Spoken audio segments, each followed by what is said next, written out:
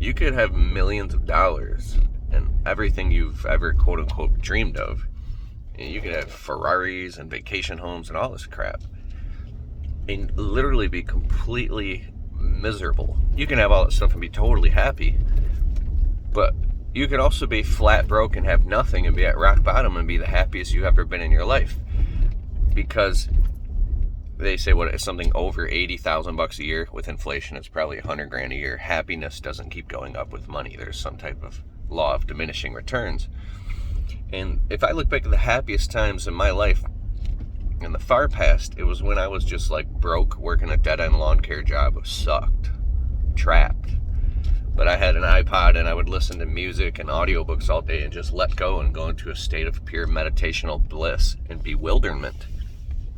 Which you could look and say, that's completely irresponsible. You need to be in the grid and focused. And if you have a family and you have people depending on you and a mortgage to pay and all that stuff, I mean, of course you have to make money and be present with your family and all these things.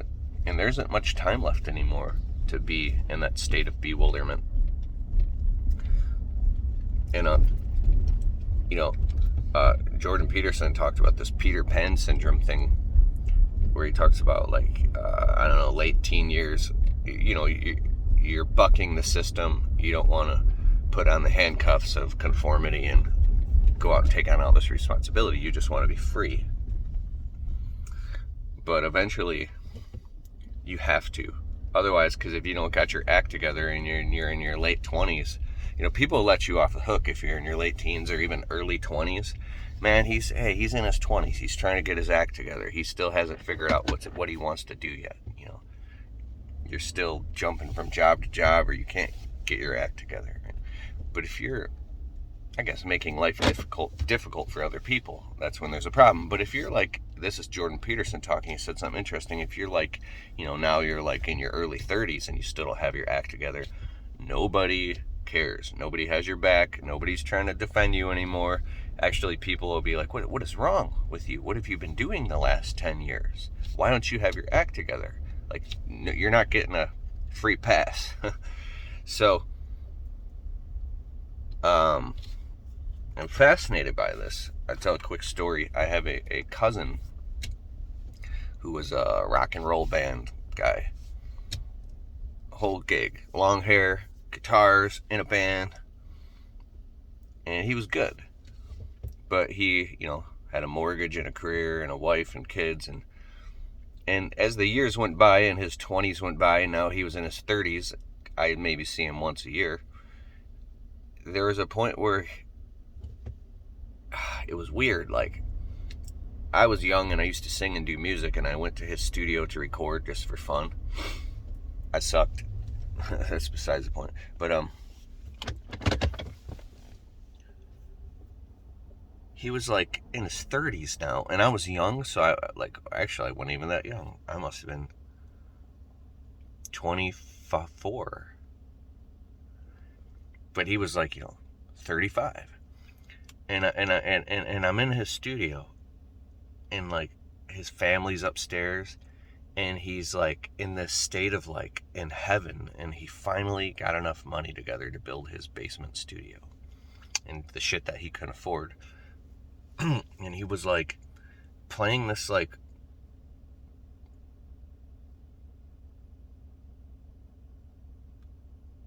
I'm embarrassed to say, this young rock pop type music to me, and he was totally into it. Like, he wanted to create that type of music, like, and he was jamming to it. And I was like, and I looked at him weird. He didn't know, because he was still in the state of mind. And I was like, oh shit. I was like, what the hell is he doing? He's like a grown-ass man, and he's got a bit of a belly, and he's got definitely a beard, and he's balding. Maybe he was like 40. Why are they listening to this like young pop music and like getting all into it? And then I was like, oh, he's suffering. And I could see it. Like, he was suffering because he wanted that dream so bad. He wanted to go back and just be a rock and roll star. He wanted to feel the feeling. He he never got his real chance to really play it out in a band, and that old part of him was still holding on. And then I saw him a few years later at a wedding. This is my cousin. I'm not going to tell you who he is, but I love my cousin. He's awesome. And it was like I saw him a few years later at a wedding, and it was like he had quantum leaped as a man. His eyes, there's something happens with someone's eyes when they let go and they move into a place of maturity and bliss. His eyes were angelic, and he just looked at peace, and he had this big smile, and he was just in the moment and with his family, as though he had totally let go of all that. Of course, he still plays guitar here and there. He's still got guitars, and he doesn't care. He's like, all his studio stuff, it just got dust all over it, and he let go. And my friend Rob, who's a private mastery coach, he said if you hold a beach ball underwater and you're fighting to hold it underwater because it's filled with air, and eventually you'll get tired and you let go, and the thing will pop up to the surface. Why? Because that's its natural state. So I think about this stuff.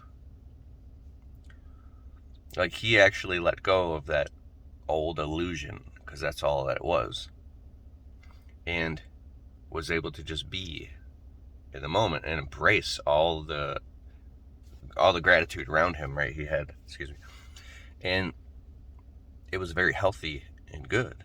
And then his real abundance came flowing in the second he let go, I suppose.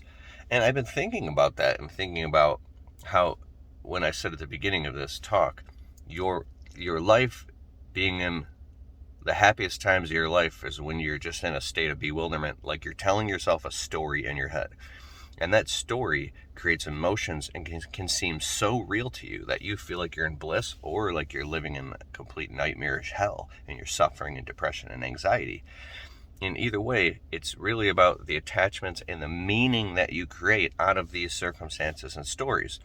There are literally people who have, I'm not saying this is good or bad or right or wrong, it's just kind of relative to what I'm saying, but there's people that have $1 million businesses and like 20 employees, and an employee will literally mess something up or break something or something, like bad things happen that would stress somebody else out, and they just laugh and go, man, I'm so glad that this employee messed that thing up, and it cost a little bit of money, but they learned a valuable lesson, and now they're going to be great for the next 5 years. Or they don't cry over spilled milk. Or there's some other people that every little tiny thing that happens, they're constantly freaking out and suffering and making meaning that, oh my God, it's the end of the world, and looking for negativity. And I'm not saying that's good or bad. It's just when you wake up and you learn and you objectify all this and keep stepping back and raising your consciousness, or objectifying your consciousness, you can see, here's my point, even the happiest times of your life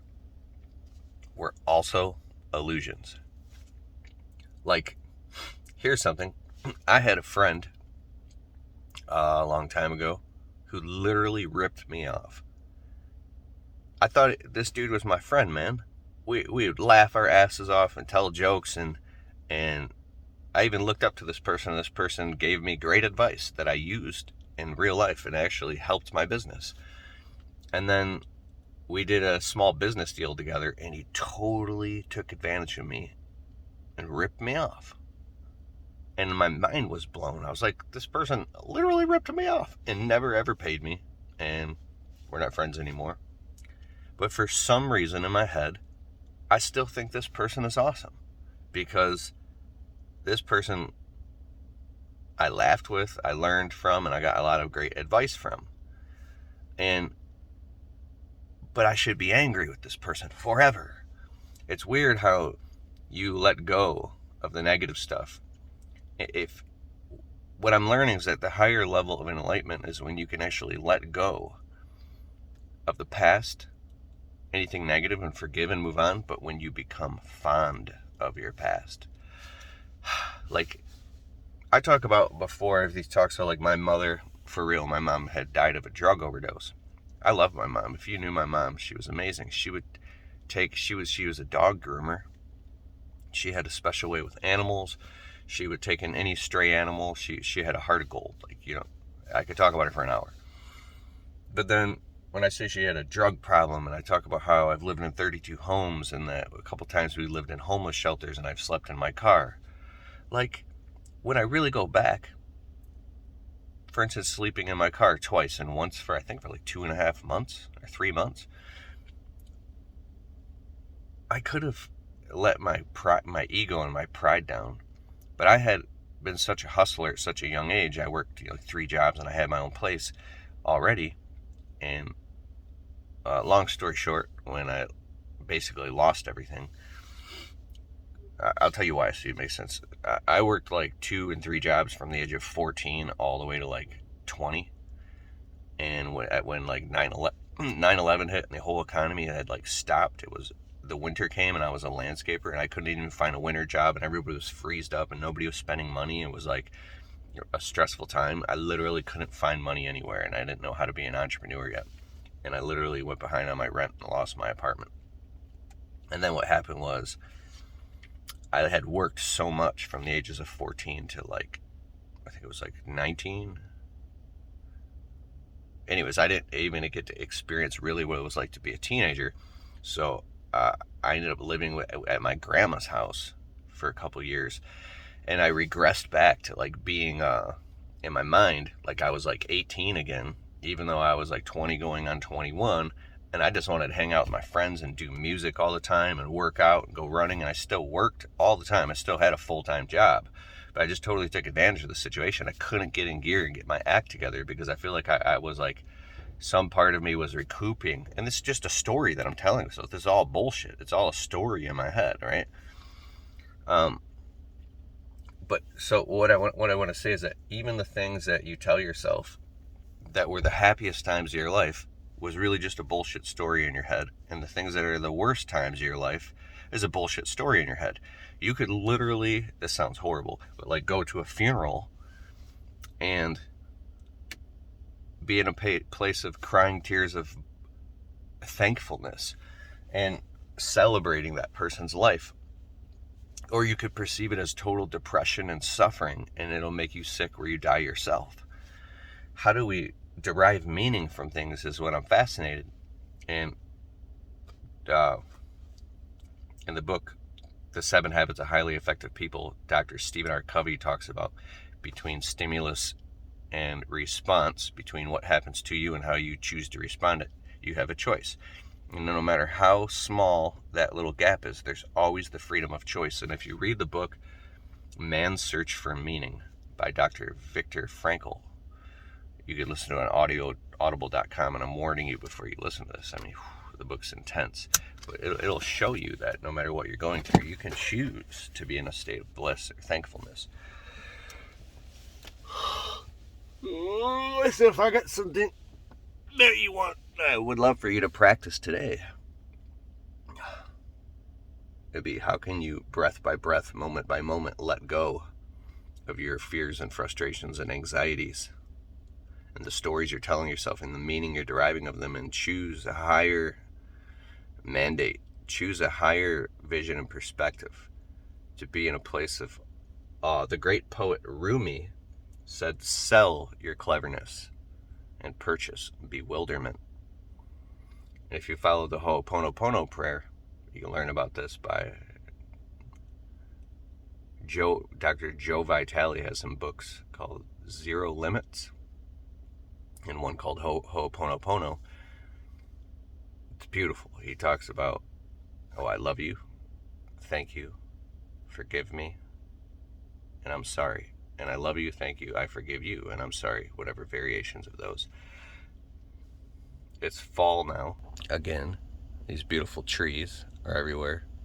And what if you just sold your cleverness and you were just in awe of the beauty all around you?